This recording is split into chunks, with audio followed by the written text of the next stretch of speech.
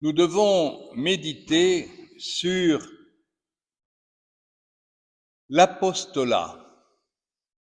Le Seigneur Jésus envoie ses disciples. Nous pouvons nous demander pourquoi. Pourquoi faut-il que le Seigneur passe par la médiation d'autres hommes? Eh bien, d'une part, c'est certainement par bonté. Le Seigneur, qui est bon, veut associer les hommes à son œuvre de rédemption. Or, tous les hommes sont pécheurs. C'est donc une grâce, un honneur que Dieu nous fait de nous appeler à participer à son œuvre et à nous aider les uns les autres dans ce mystère de salut. Il y a aussi une autre raison, c'est que Dieu veut que celui qui reçoit l'annonce du salut mérite. Le salut n'est pas automatique. La religion n'est pas la magie. Ce n'est pas des formules, ce n'est pas des gestes qui nous sauvent. Ce sont des mouvements de nos cœurs. Celui qui découvre le Christ découvre la vérité. La lumière éclaire toute sa vie. Il comprend que tous nous venons du Créateur, nous venons de l'amour et nous allons vers lui. Le bon Dieu éclaire nos âmes, éclaire notre intelligence par la vérité. Or, la vérité, je vous le rappelle, c'est Jésus. Je suis la voie, la vérité, je suis le salut, la vie. La vérité, c'est Jésus. Et donc, tout chrétien participe de la vérité. Il est dépositaire de cette vérité. Lui aussi, il est Jésus. Dieu partage. Il partage son être avec nous. La Bible nous le dit d'ailleurs. Dieu a créé l'homme à son image et ressemblance. Dieu a créé l'homme de la glaise de la terre et lui a insufflé son propre esprit. Il y a donc cette communion entre Dieu et nous, une communion très forte que malheureusement nous ressentons relativement peu sur la terre. Pourquoi? Mais parce que d'abord nous sommes blessés par le péché et d'autre part nous sommes distraits par toutes les circonstances de notre vie. Une contrariété, une souffrance, un désir, une joie, tout tend à nous séparer de Dieu parce que nous, à l'intérieur de nous-mêmes, nous sommes préoccupés par nous-mêmes. Alors que Dieu, lui, n'est préoccupé que par nous. Je suis venu, dit Jésus, pour qu'ils aient la vie et qu'ils l'aient en abondance. Je suis venu mettre un feu sur la terre, et comme je voudrais qu'il brûle, ce feu, c'est l'amour de Dieu. Pour bénéficier, goûter, pour vivre cet amour, il faut renoncer à soi-même.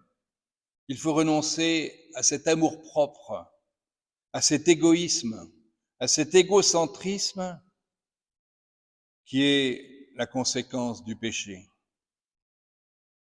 Alors c'est pourquoi Jésus envoie ses apôtres et il leur dit, quand vous avez trouvé l'hospitalité dans une maison, restez-y jusqu'à votre départ.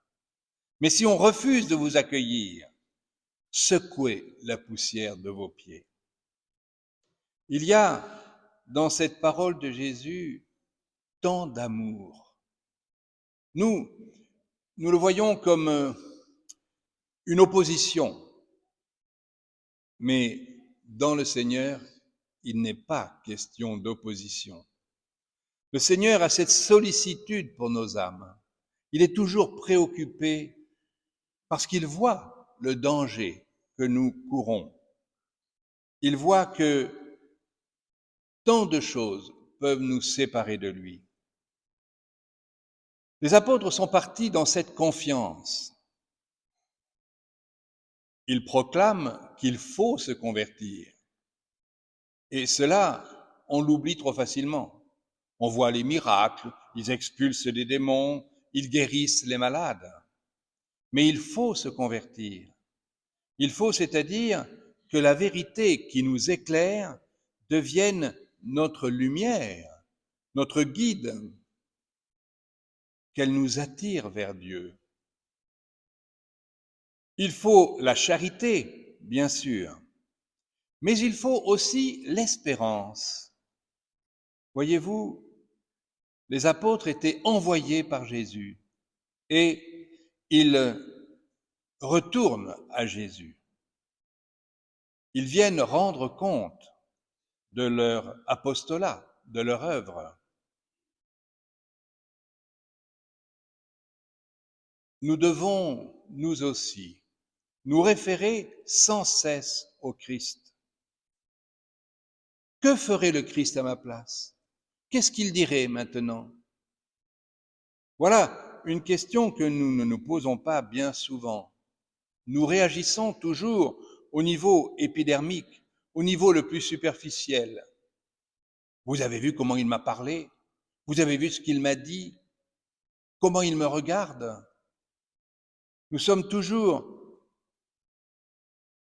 à nous faire victimes, alors que Jésus nous demande d'être apôtres.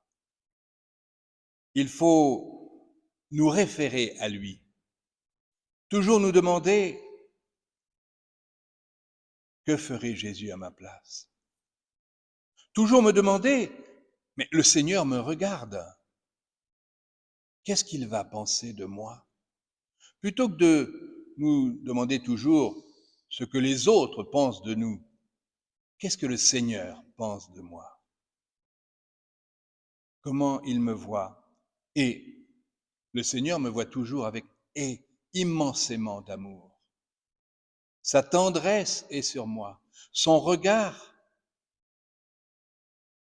me suit.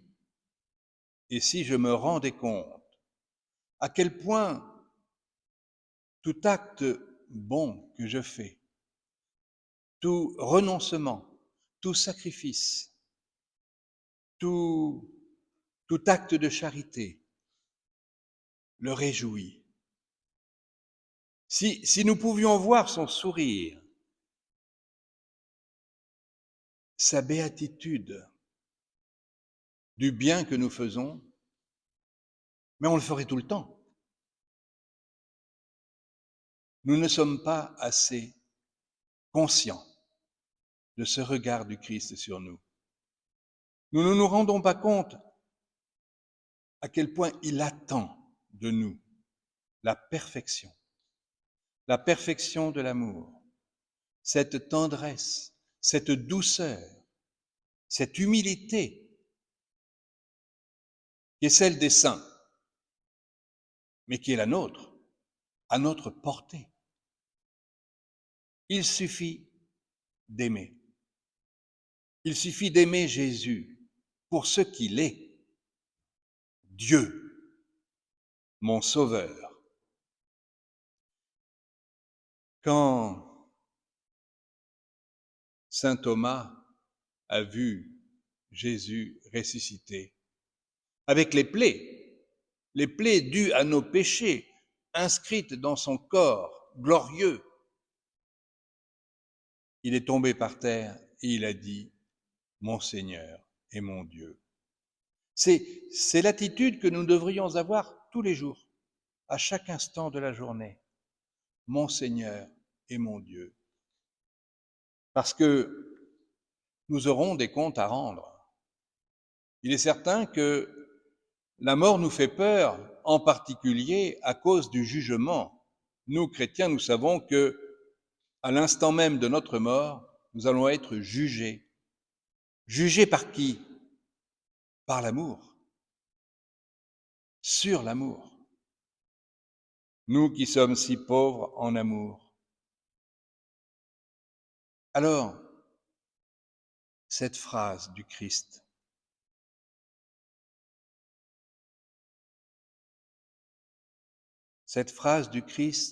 qui envoie ses disciples, allez par le monde entier, apprenez aux hommes ce que je vous ai enseigné. Et qu'est-ce que Jésus a enseigné à ses apôtres? D'aimer comme il aime, de pardonner, de supporter, de regarder avec bienveillance, de ne pas juger. Oui, c'est difficile. Ça nous est très difficile à nous, parce que nous sommes si faibles. Mais il y a une chose que nous pouvons faire, qui est facile, c'est de nous tourner vers la Vierge Marie. Parce que elle est la créature parfaite, si humble. Quand Jésus meurt sur la croix, il lui dit, « Femme, voici ton fils », en lui montrant toute notre humanité. Tous ceux qui ont crucifié son fils par leur péché, par leur méchanceté, par leur indifférence, par leur superficialité, elle les a regardés comme elle regarde Jésus, avec la même bienveillance, la même douceur, la même humilité. Il faut demander à Marie ces vertus, cette perfection. Elle le donne, elle l'obtient facilement pour nous.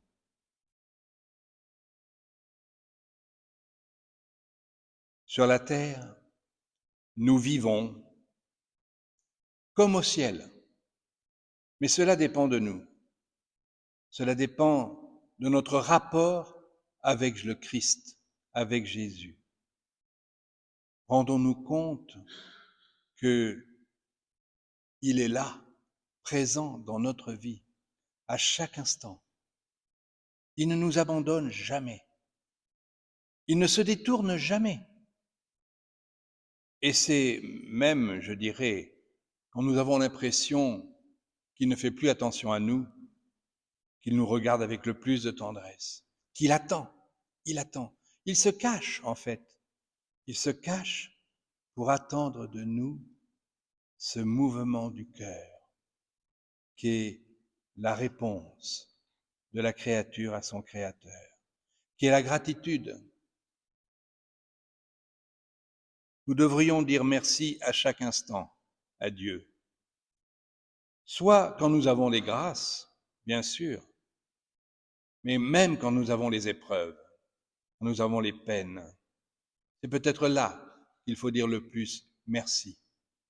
Merci Seigneur, que je puisse participer à tes souffrances, que je puisse t'aider à sauver les âmes, que je puisse rendre à Dieu la gloire qu'il attend de moi.